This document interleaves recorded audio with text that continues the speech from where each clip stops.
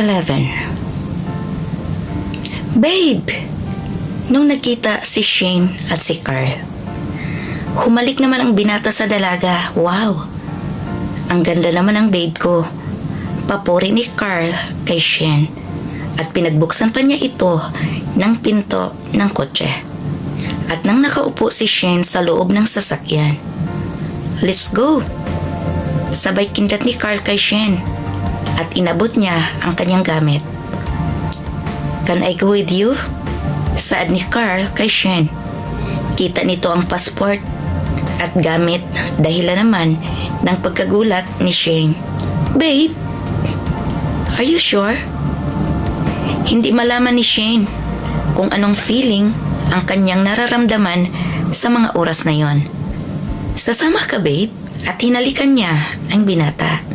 Pero paano si Cha at ang pamilya mo? Nagpaalam ka ba? Pagtatanong ni Shane. Ngunit parang guilty si Carl. Hindi niya alam ang kalalabasan sa kanyang gagawin para matakasan ang kanyang ginawa kay Cha. Hindi din niya alam paano sasabihin kay Shane. Babe, saka na natin pag-usapan yan. Ang mahalaga, kasama kita ngayon. Pagputol ni Carl kay Shane. Samantala, gising na ang mga tao sa mansyon. Nag-almusal na sila si Doña Clara, si Don Berting at wala pa si Carl. Hindi pa ito bumaba. Manang, tawagin mo nga ang senyorito mo. Sakto naman, pababa na si Cha sa mga oras na yan. Good morning, Mama, Papa. Saan naman ni Cha kay Doña Clara at Don Berting? Good morning, Iha. Nakita mo ba ang asawa mo? Pagtatanong ni Doña Clara. Hindi ko po napansin, Mama. Sagot naman ni Cha. Madam, wala pong tao sa room ni senyorito. Saan naman bigla ng katulong nila ni Doña Clara? Oh, okay. Kumain na nga lang tayo. Ang aga-aga na saan naman kaya ang taong iyon? Saan naman ni Doña Clara? Samantala sa airport na ang magjowa. Nag-check-in na silang pareho at ang sweet nila hanggang sa narating nila ang bansa kung saan makilahok si Shane. Wow, ang ganda dito, babe. Picture dito, picture doon. Ang ginawa ng dalawa. Ang daming pera na dala ni Carl. Hinanda niya ito para sa kanila ni Shane. Samantala si Cha, hindi man lang niya nabigyan ni Carl. Sa mansyon naman, maghapon na lang. Walang Carl na makita si Cha. Tinawagan ito ni Doña Clara ngunit out of coverage area ito hanggang sa dumating na ang araw ng show ni Shane. Babe, galingan mo ha. Andito ako para susuporta sa'yo. At tandaan mo, babe, win or lose, you're always a winner in my heart. Pagpapalakas loob naman ni Carl kay Shane. At sa mga oras na yon, hiyawan ang mga tao doon. Kahit maraming magaganda, hindi pa rin nagpapatalbog ang beauty ni Shane. At si Carl naman todo sigaw para ito kay Shane. At sa mga oras na yun naganap nga ang rampahan. At mayroon na ngang resulta na hindi nga nakapasok si Shane sa top 20. Nakita ni Carl ang lungkot ng nobya. Babe, you did your best. Huwag ka na malungkot dyan. You're the best for me, okay? Ngunit nahiya si Shane sa sarili kasi sa sobrang taas nito ng lipad.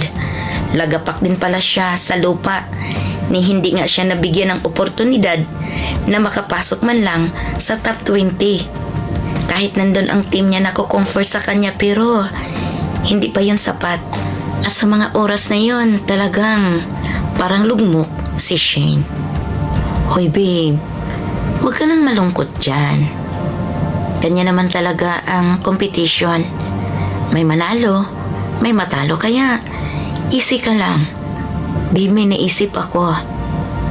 Ano kaya kung dito muna tayo at hindi muna tayo uuwi ng Pilipinas? May pera naman akong dala. Pagbasag ni Carl sa katahimikan ng dalaga. Tumingin naman sa kanya si Shane at sobrang tuwa nito sa narinig mula sa binata. Dahil sa totoo lang, Nahiya siya talagang umuwi sa pagkatalo niya. Ang hambog niya kasi nung sa Pilipinas pa siya, lalo na doon sa mga competition niya dati. Fast forward. Sa ibang bansa na nanirahan si Carl at si Shane. Nag-live-in na sila doon. Halos mag-isang buwan na sila. Ngunit madalas silang nag-aaway ni Shane at si Carl. Dahil sa kadalasan na pag-alis ni Shane at hindi ito nagpapaalam kay Carl. Batch, ito pa. Masarap di ba kapag may tama? Makakalimutan mo ang problema mo. Saan ang kabats ni Shane? Sa kanya. May kabats kasi siyang nag-work na doon. Kasi andon ang mga magulang nito. Si Butch. Sarap nito. Saan ni Shane na nalulung na sa bisyo. Bueno, uuwi na ako. Pagpapaalam ni Shane kay Butch na kabats niya. Tika lang, Batch. Alam mo naman na matagal tayong hindi nagkikita. Alam mo naman na matagal na kitang gusto. Kaso hindi ako makaporma dati dahil sa Carl na yon. Butch, wag. Andito si Carl. Saan ni Shane? Batch, ano ka ba? Sandali lang to. At saka hindi naman niya malalaman na ang gagawin natin. Maliban lang kung sasabihin mo. Patawang saad ni Butch kay Shane. Kaya naman, nag-umpisa na ang pagtataksil ni Shane kay Carl. Kaya naman sa mga oras na yon, nagtanggalan kaagad sila ng mga saplot nila at ini-enjoy ni Shane at Butch ang bawat segundo dahil yon sa tinitira nilang bawal na gamot. Butch, ungol ni Shane habang ang bilis-bilis sa mga galaw ni Butch, halos tumirik na nga ang mga mata ni Shane. Shane, shit. Ungol nito. Halos ang mga kuko ni Shane ay nakakasugat na sa likod ni Butch. Halos hindi yun niya nararamdaman kay Carl at hanggang sa naabot nila ang langit sa mga oras na yun. Salamat, Butch. Kinabig ni Shane ang mukha ng binata. Salamat din, Shane. Butch, anyway, uuwi na ako. Saad ni Shane kay Butch. Ganun ba? Sige, ingat ka ha. Salamat ulit. Sagot naman ni Butch kay Shane. Nagbihis si Shane at umuwi na ito kung saan sa inuupahan nila ni Carl na bahay. At mukhang bangag pa din ito, hindi pa ito nauusawan. Kumatok siya sa pintuan at pinagbuksan naman siya kaagad ni Carl. Kaya paninigurado, magkaaway na naman ang dalawa. Saan ka galing? Gabing-gabi na. Pagalit na tanong ni Carl kay Shane. Sa kaibigan ko. Bakit? Sagot naman ni Shane. Wow, kaibigan ha? Talaga? Sagot naman ni Carl kay Shane. Ano ba na naman ito, Carl? Lagi ka na lang ganyan tuwing aalis ako. Laging galit. Pwede ba? Huwag mo akong pakikialaman. Pasigaw na saad ni Shane kay Carl. Nilapitan naman ni Carl si Shane. Hoy, Shane. Matagal na akong nagpapasensya sa iyo, Shane, ha? Huwag mo naman sana sagarin ang pasensya ko at darating sa punto na ayawan kita.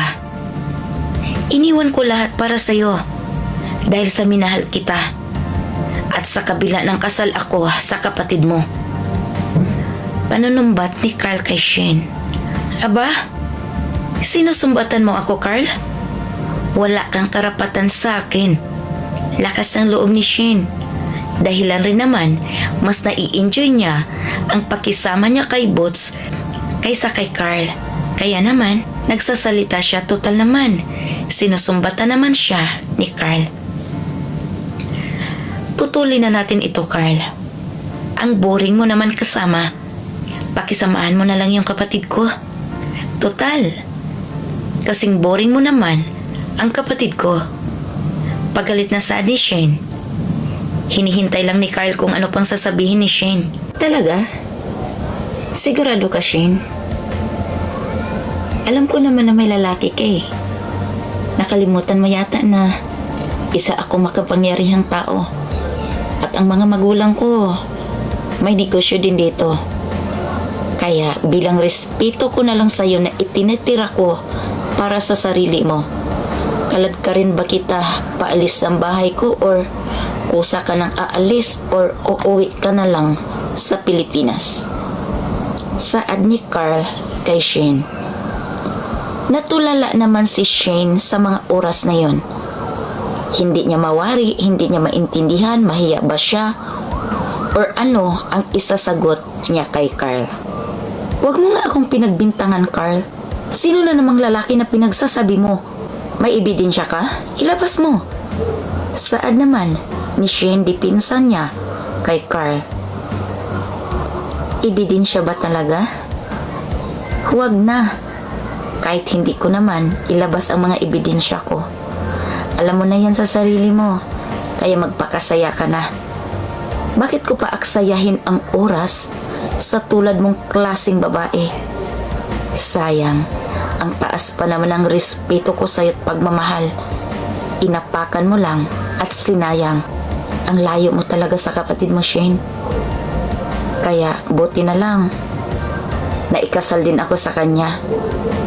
Sa pagkakataong ito, hindi pa naman siguro na sayang ang oras. Marami pa akong pagkakataon para balikan, ayusin at panindigan ko ang kapatid mo dahil yun ay nararapat at tatayo ako bilang asawa niya. Saad ni Carl kay Shane. Abangan.